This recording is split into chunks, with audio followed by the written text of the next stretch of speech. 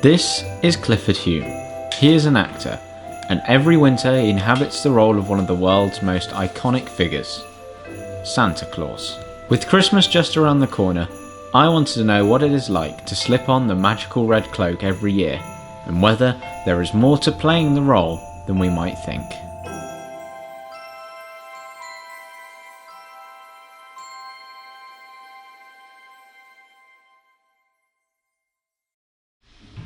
I didn't have Panto one year, and they were looking for Santas in a West End grotto, so I thought, why not? And I found I was okay at it, and they invited me back the following year, and the money was good, and it became a regular occurrence. And how long have you been doing Santa? This will be on and off for 20 years. Very long time. Yes, 20 years. So over that time you've sort of perfected? No, I'm always learning.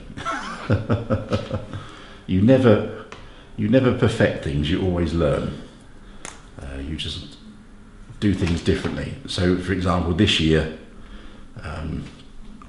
sometimes things get handed to you on a plate. So this year there's this certain supermarket where they haven't used Santa Claus, they've used Mrs. Santa. So that's given me a whole new thing to talk about with especially the adults. The children come in and they love Santa, but you can now have a laugh and a joke with the adults by saying, well, ever since she's got that advert, you know, oh dear, looks like Helen Mirren now, ideas above her station and what have you. So it's a question of making it magical for everyone, not just the children. White mascara for eyebrows. I used to use just grease paint, but discovered this year, and it gives a more snowy effect on the old eyebrows. So a couple of coats of this.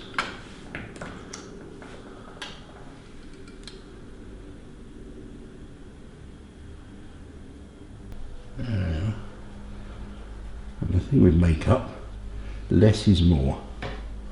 So just a hint of a red nose where you've been on the sleigh, and a hint of a rosy cheek. Covers a multitude of sins. And that's it, that's the makeup done. It's as quick as that, really. When you're doing publicity and you're doing little adverts and idents and things like that, I'm Santa. I gave you the example earlier of a recent conversation I had with someone who kept asking me my first name, and I kept telling them it was Santa, because when I'm dressed in the full regalia, that's who I am. And I'm one of these people that if I'm working in a grotto or a situation where children are going to be around, everyone will call me Santa. And that's anything I really insist on, is because that way there's no slip-ups. Nobody can walk into a situation and go, oh Cliff, can you do this? It's always, when I'm in full regalia, it's always going to be Santa. And that way there can be no mistakes. There we are.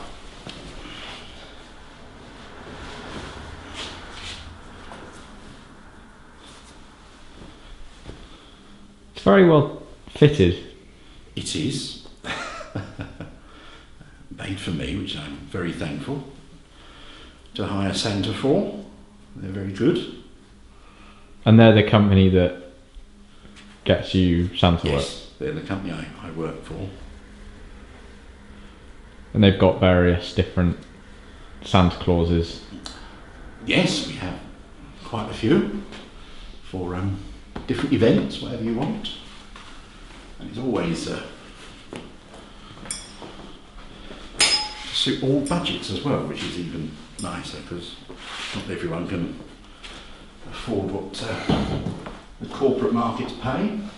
The trouble with most, and I do lots of corporate events, I do a fair amount of filming and things like that, so I suppose that's what sets me apart, is that I tend not to do that many grottos these days. I do, because I think you have to keep your hand in and play the game properly.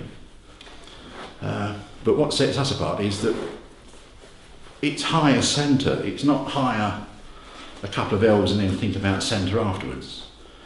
If you come to us, Santa is the epicentre of your event, of what the events that we supply for you. So yes, whereas a lot of grottos look wonderful, and you'll walk through and have an experience, they haven't thought about the Santa Claus at the end, and so you'll get some recent drama graduate in a very inferior suit, looking there scared like a rabbit in a headlamp, going, "Oh, Merry Christmas," and all this, and it's not the experience that you want to remember. And with things like that, the children love it, no matter what. But it's the parents who remember. So what surprises me is how much joy adults seem to get out of it. They do. From what you're telling me. Well, Santa's this rather strange avuncular figure that people have memories of when they were children. So 99% of the time, if you have a memory of Santa Claus or Father Christmas, it's usually a happy memory. And it's lovely having memories sparked. And one of my favourite jobs every year is a pensioners party I do. It's for about 120, 150 pensioners who all live alone. And this is their little get-together. Have you met Santa's little helper? Hello, Fossy. Come on. There you go. That was Fossy. That's the theatre's cat. That's what I'm doing today. I'm in the Brookside Theatre, and I'm filming their Christmas promo that runs in front of all of their Christmas shows. So I've not done one for a couple of years for them, so it's my turn to come back and do their promo. So we're nearly there. So we just have two things to do before you stop calling me Cliff. And that's my audio glasses go on, the bell goes in the belt,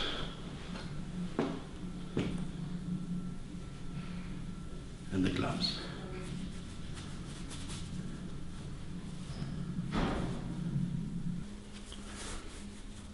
As if by magic, I become Santa. Merry Christmas. Oh, how lovely to see you all. I hope you've all been good this year. Have you? Wonderful. See you soon. Are you sure this thing's on, Rudolph? Oh, you know best. Oh. Ah, red light. Yes, Rudolph, I get on with it. Welcome to the Brookside Theatre. I'm sorry I can't be there in person this evening. The chaps I used to work for, they asked me to do a Santa school, and I wrote it, and I researched Christmas, and I found it was more interesting than just presents and tinsel and mistletoe, and that's what got me, I don't know, not hooked on Christmas, but more involved in Christmas than before. So you were never big into Christmas before? It's never been big in my family, no. It's a bit of a tragic story, but my parents lost their first child, my eldest sister, on Christmas Eve. So for most of my childhood, they just went through the motions of Christmas and not actually, celebrating it. It was just the motions of Christmas for the kids, really. Even right to the end of my mother's life, she could never listen to Silent Night because it made her cry too much, because that was the hymn that was playing on the wireless when the police knocked on the door to tell her that little Janet had died on Christmas Eve. And of course, back in the 50s, you just stiff upper lip and got on with things. So Christmas was never big in my house, so I never really celebrated it. It was just a day that we had an extra roast dinner for me, and possibly a present, but not many decorations. One of those things.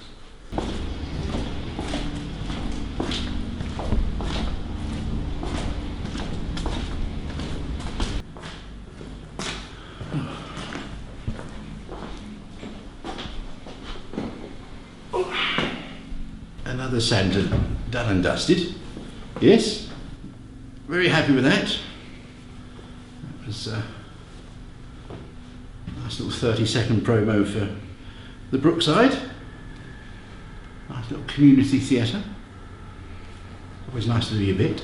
I think what's interesting for me is, even though I know it's you, when you become Santa, I still get that little sort of little boy excitement of like, oh, it's Santa Claus. That's it.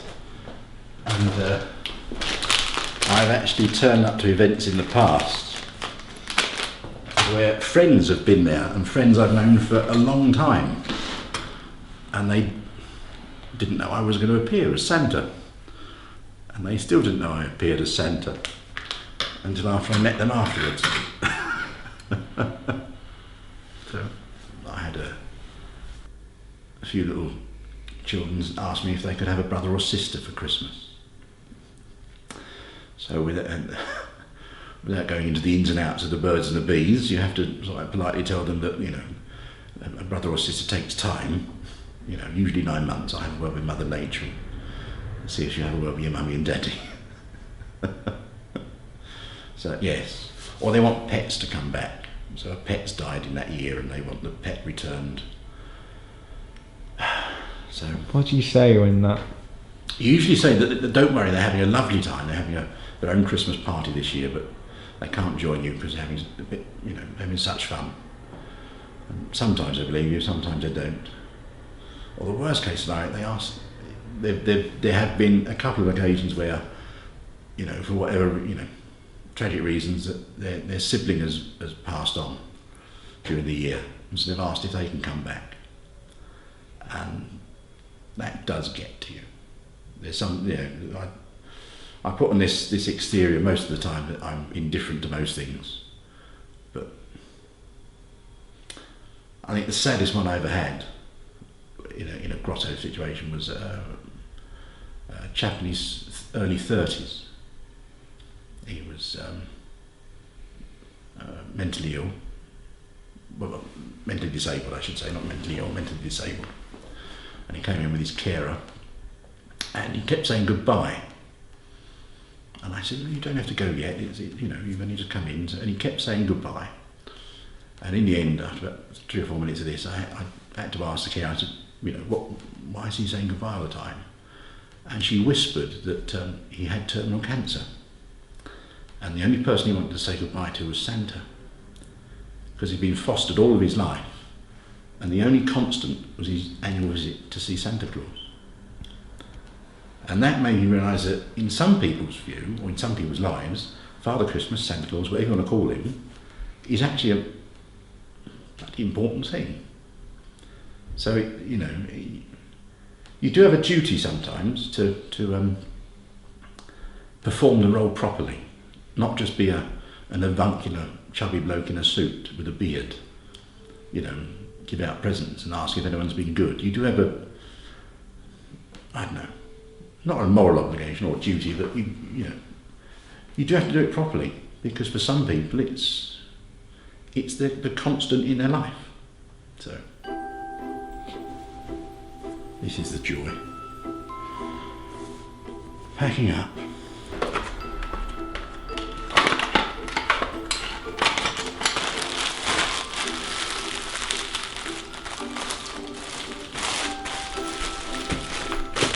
Every Santa travels with the essential Night Before Christmas book. It's the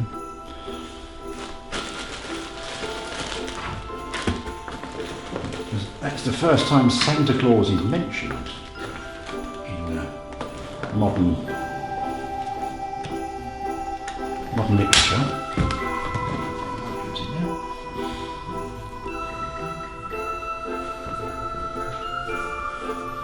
What's that? Spare moustache. I'll never take it out, it just stays there just in case. And that's it. Santa is back in his tiny thing. Merry Christmas. Lovely to see you all. My friend Cliff will be back soon, don't worry. See you soon. Doodle pip.